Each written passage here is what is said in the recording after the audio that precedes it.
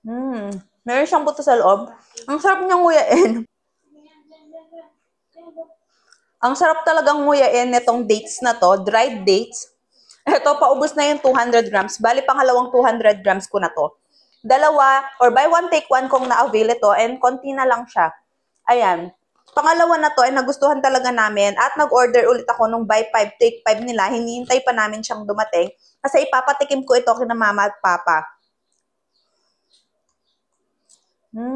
Meron siyang buto sa loob.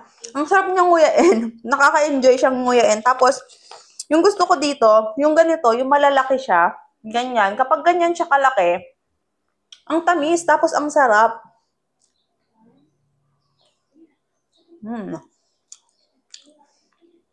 Perfect itong pang snacks sa mga kids. Bale, yung anak ko, nagustuhan niya yung red apple, yung bunso. Tapos kami ng mister ko, nagustuhan namin itong dates kasi masarap siya, tapos matamis talaga siya. Harap ng nguyain.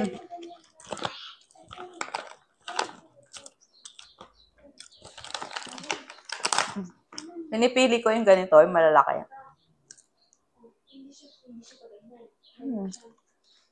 Harap. Kaso yung napansin ko nga pala dito, minsan may nahahalong maliit, parang medyo matigas pa siya.